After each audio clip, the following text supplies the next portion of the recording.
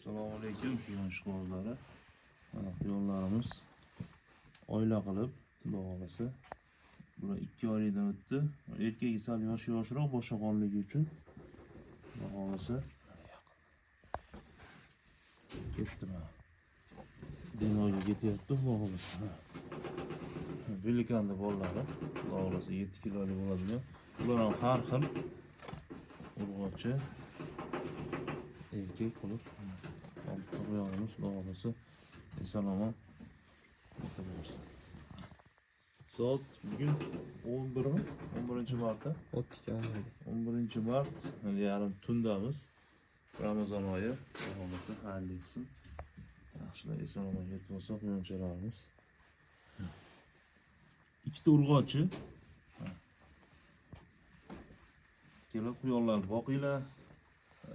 Ozgina qiziqishingiz bo'lsa, bahorda qilaman, yozda qilaman, kuzda boshlayman quyon boqishni demangda, ertadan boshlang.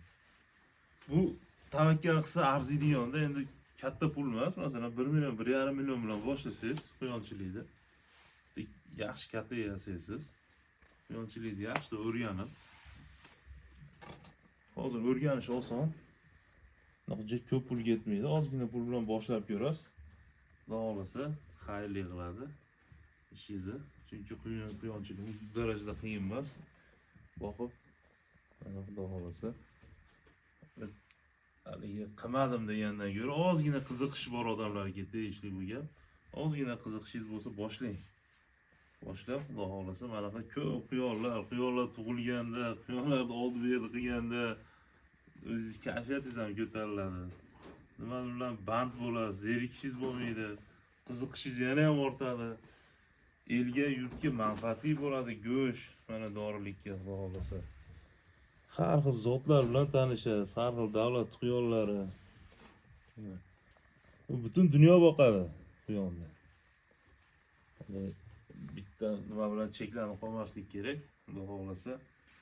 Hamma ishni qilib ko'raverish kerak. Asosiysi ozgina qiziqish bor. Ko'pchilik aytadi, bahordan boqaman, kunlar isib ketsa yozdan boqaman deyapti. Bu unaqa emas. Qiziqishingiz bo'lsa ertadan boshlang. Chunki tavakkal qilib bir kuyib ketadigan, katta pul sarflab turib tavakkal qiladigan ish emas. Oz-ozdan mana quyonni bolalardan 10 dona olib turib, boqib turib, kataklarni chiroyli qilib hozir juda rivojlangan. Telegramdan, YouTubedan bemalol quyon boqishni o'rgansanglar bo'ladi. Hozirgi quyonchilik mutlaqo boshqa yo'nalishda ketadi. Alloh xayrli qilsin, barakasini bersin, olganga ham, sotganga ham. Xolasa yo'l yurib boradi endi bular. Kataklar, mana uzoq joyga jo'natishdan oldin mana bunaqa birinchi tagiga apilka soldik, banan korobkasi. Apilkadan keyin mayin qilib beda bilan pichanni mayin qilib kesib turib soldik mana. Va bitta sabzi solib qo'ydik. Xudo xolasa yetib borguncha bemalol yetib borishadi, Xudo xolasa.